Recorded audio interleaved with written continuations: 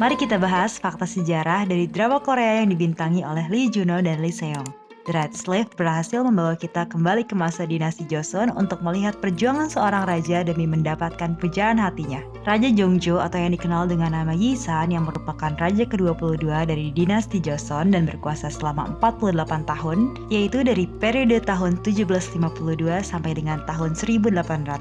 Drama historikal ini menceritakan hubungan yang terjalin antara sang raja dengan dayang istana. Song Dok-im atau yang dikenal juga dengan nama Song Woo-bin pada awalnya merupakan dayang atau pelayan istana. Tidak mudah bagi sang raja untuk menaklukkan hati Song Woo-bin.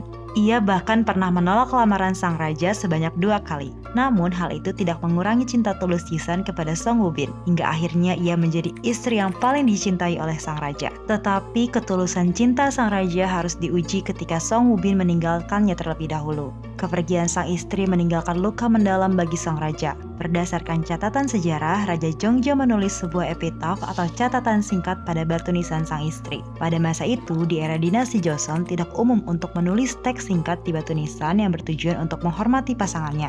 Apalagi hal ini dilakukan oleh sang raja untuk selirnya. Raja Jongjo tidak hanya menuliskan sebuah epitaf, namun juga beberapa tulisan selama 3 tahun masa berkabung. Catatan yang ditulis olehnya mengenai kesedihan yang dialami sekaligus perasaan cintanya untuk sang istri. Hal itu semakin menunjukkan bahwa Song Woo-bin merupakan satu-satunya wanita yang ia cintai di antara istri-istrinya. Dilansir dari berbagai sumber, Song Dok-im atau nama kecil dari Song Woo-bin memasuki istana kerajaan pada tahun 1762 sebagai seorang gadis berusia 10 tahun. Ia bekerja menjadi dayang istana. Ayahnya pernah bekerja sebagai pelayan untuk Hong Bong-han, kakek dari Raja Jongjo dari pihak ibu. Ia pernah menjadi perwira militer namun mengundurkan diri pada tahun 1761 karena tuduhan penggelapan. Meskipun demikian, sang ratu menjaga Song Dok-im seolah-olah ia merupakan putri angkatnya.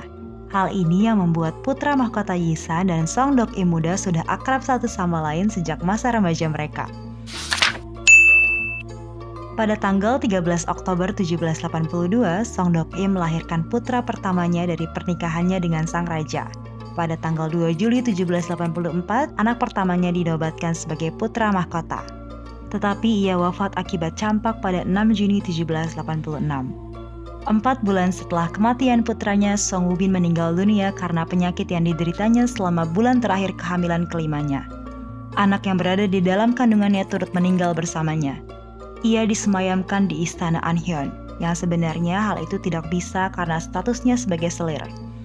Pada mulanya, ia dimakamkan sekitar 100 langkah dari putranya, putra mahkota Munhyo. Makamnya dinamai Hyo Changmyo. Tapi pada tahun ke-7 pemerintahan Raja Gojong, status makam tersebut dinaikkan ke Hyo Changwon.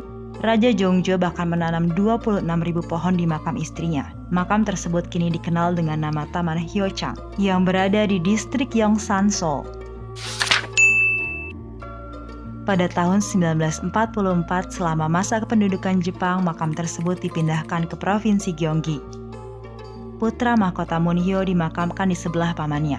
Sedangkan makam Song Woo-bin dimakamkan di makam para selir kerajaan yang berada 2 km dari makam putra mahkota.